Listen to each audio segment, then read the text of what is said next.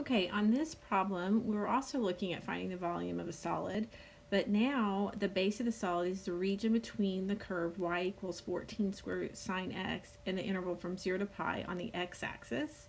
And we're going to look at two different ways that our cross sections are formed. First, they are going to be equilateral triangles. So you can see, you're going to imagine these equilateral triangles coming up like this, and you can see how they're going to have varying sizes, and they're going to span this region from 0 to pi. So you're going to need to kind of know this little trick about the area, because remember, the volume is just going to be the integral from 0 to pi of the area with respect to x. Okay, so we want to express the area in terms of x. In this case, the area of an equilateral triangle, you can prove this is from geometry, but it is just, if the equilateral triangle has side length a, then the area is just square root of 3 over 4 a squared. So in our example, the side length is just going to be the length of this curve right here, because this will be the side length right here, 14 square root of sine x. That distance is going to be our side length. So our area for our problem is going to be the square root of 3 over 4, and then our side length is going to be 14 square root of sine x. That's our a, and then we're going to square that. Okay, so now we'll just do the calculus here. The volume will be the integral from 0 to pi, and I'll go ahead and write this, the square root of 3 over 4, and then 14 square root sine x quantity squared dx.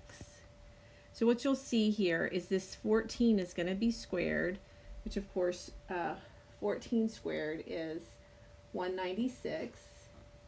And then you're going to have the square root of 3 over 4. Those are all constants, so those can come out. So the square root of 3 over 4 can come out, and the 196 can come out. And then we'll just have this integral from 0 to pi of the square root of sine x quantity squared, then is just going to be sine x dx. Then simplifying further on the outside here, 4 goes into 196 49 times, so you're going to get 49 on the square root of 3. Now, and then we'll integrate from 0 to pi of the sine of x dx. So this is one of these basic integrals that you should have memorized. You can look at a sheet, you can type it in, but I do expect you to have this memorized. I had a student once tell me SIN, sine integrates negative, to help them remember that that would be negative cosine is the antiderivative of the sine of x. So that's negative cosine x. And then we're going to evaluate that from 0 to pi. Notice your dx goes away once you do your antiderivative.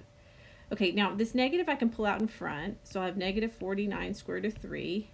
And then I'll go ahead and evaluate using the fundamental theorem. This will be the cosine of pi minus the cosine of 0. So again, some things we need to remember. The cosine of pi, if you look on your unit circle, is negative 1, and the cosine of 0 is 1. So you're going to have negative 1 minus 1, which is negative 2. So you have negative 49 square root of 3 times negative 2. So in the end there, you're going to get, let's see, well, that will be positive 98 on the square root of 3. So that's the first part of this question. Now the second part of the question says, all right, let's imagine this shape though. Now instead of equilateral triangles, we're going to have squares. So they're going to have squares. So this is similar. The squares are going to run like this. So you can see they're going to have varying heights, varying size of squares based on the length of the side there. But the side length, again, is just going to be this 14 square roots of sine x. And the area, you'll use the same formula. You're still going to look at the volume is going to be equal to the integral from 0 to pi of the area dx, but your area now is a square. The area of a square is just side squared, and our side is 14 on the square root of sine x. So we'll look at the integral from 0 to pi, our volume. It's going to be 14 on the square root of sine x squared, and then dx. So this one's just a slightly easier, really. So this is going to be that 196.